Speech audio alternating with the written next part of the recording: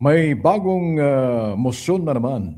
Itong si Abogado Nicolas Kaufman, ang tumatayong abogado ni Digong Duterte dyan sa kanyang kaso sa ICC na kasong Crime Against Humanity. Muli na namang humingi itong si Abogado Kaufman ng interim release. Parang nakikita natin dito, parang pinapahaba ni Kaufman itong kaso, itong pagdinig.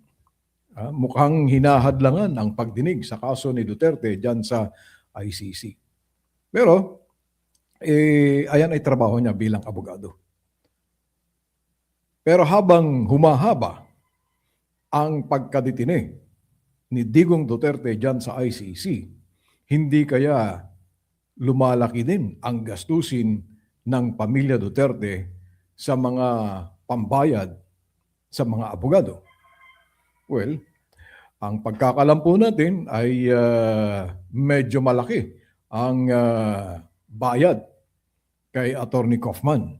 Nag-Google search po tayo, tinignan po natin kung ano nga po ba talaga, pero may mga conflicting issues, conflicting amounts kung magkano nga ba talaga ang ibinabayad kay Kaufman. Pero meron po akong ipapakita sa inyo, mga kaboses, nang sa ganon ay makita po ninyo at malaman yung konteksto ng pag-usapan po natin. Ito po ay isang panayam o dating panayam kay Digong Duterte. Kay dating Pangulong Digong Duterte. Ito po yung kanyang sinabi, mga kaboses. Pakinggan po natin. Hindi ako yumaman, wala akong nakuha, pobre pa rin ako. And wala kayo nakita na nagdagdag na isang nipahat sa bahay ko. Wala kayong nakita na bagong kutsi, wala kayo kita mo ito, katagal na itong panalangin ng apo ko. Took me so long at night. Kasi ayaw ko rin na gumastos yung mahirap rin yung hindi naman hindi kami pinagbigyan ng swerte sa buhay ng pamilya. Okay. Pati mga anak ko, financially. Yan. Ang sabi niya, pobre pa rin sila, hindi sila binigyan ng swerte sa kanyang pamilya financially. Okay? Ayan yung sinabi po ni Digong Duterte. Pobre pa rin daw sila, walang naidagdag na bahay kubo sa kanilang bahay, wala silang nakitang kotse na dagdag sa kanilang kayamanan. Ang tanong po natin, mga kaboses, eto, magkano ba talaga ang acceptance fee ni Nicolas Kaufman sa kaso ni Duterte at magkano ang retainers fee niya monthly para hawakan ang kaso ni Digong Duterte dyan sa ICC? May magkakaibang mga report. Ang sabi humingi daw po sila ng tulong dyan sa ICC upang sa ganon ay makover ang attorney's fees ni Attorney Kaufman to the tune of 40,000 euros per month. Yung 40,000 euros, that's about roughly equivalent to 2.4 to 2.6 million pesos monthly. Pero, totoo nga ba? Tingnan natin, mga kaboses, ha? Ito po yung na-search natin. Tungkol sa attorney's fees o lawyer's fee ni Kaufman. Ang sabi ay mayroon daw legal fund o ICC-funded legal aid sa status ng kaso ni Duterte dyan sa ICC. Pero dito sa pangalawa, may mga allegation of high private fees, mga kaboses. Ito po, acceptance fee. Ito ang matindi. Acceptance fee pa lang. 12 million euros or equivalent to around 800 million pesos. Siguro, sabihin na lang natin, masyadong malaki yan.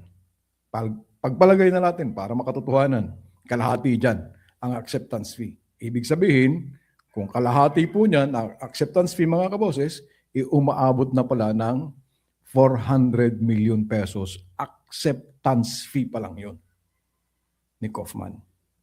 Monthly retainer, ayan. Oh, sinasabi nila na, ayan, pero sabi ni Harry Roque na fake news daw. Pero meron po kasi lumalabas na ito po yung monthly retainer, 140 to 150 million. Sige, pagpalagay na lang natin, masyadong malaki yan. Pagpalagay na lang natin na 50 million pesos ang retainer's fee ni Kaufman para malapit po tayo sa katotohanan, mga kaboses. Okay? Now, ito po. Acceptance fee, 400 million. Pagkatapos, ilang buwan na po nandyan sa ICC si Digong Duterte? 10 buwan na po. Kung, pagpalagay na lang natin, ilagay na lang natin sa 50 milyones ang retainer's fee ni Kaufman. 10 buwan na po. Ibig sabihin pala ay kalahating bilyon na. Kalahating bilyon na ang nagagasto ng Duterte kay Kaufman.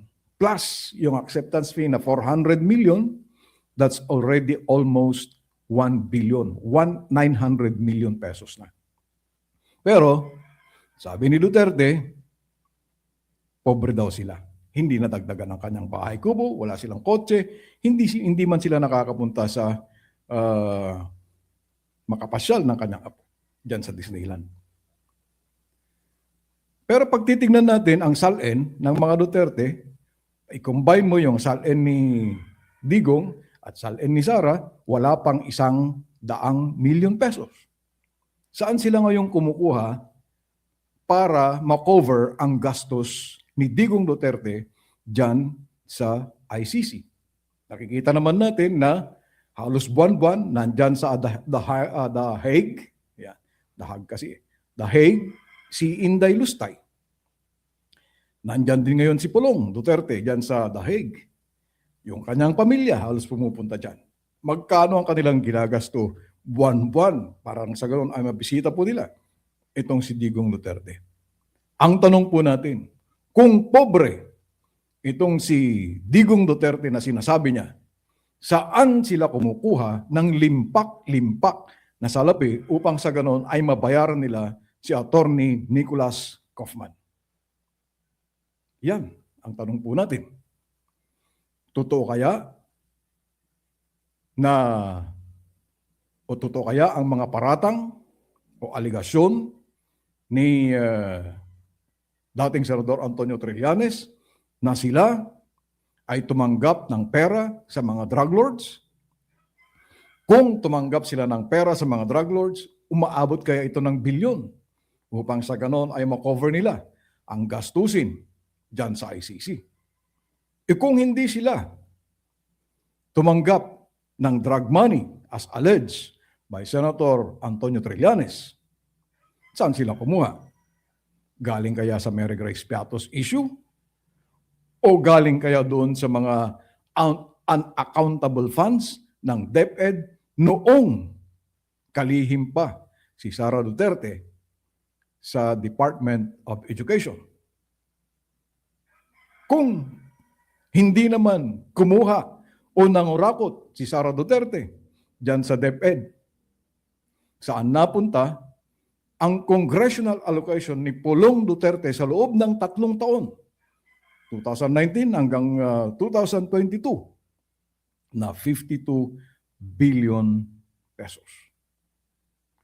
Dito na kaya napupunta ang mga perang ito upang sa ganoon ay matustusan ang legal fees sa kaso ni Digong Duterte? Pobre po sila. Pero saan nanggagaling ang bilyong-bilyong piso na gagastusin dyan sa ICC? Well, your guess is as good as mine. Maraming salamat at mabuhay ang Pilipinas.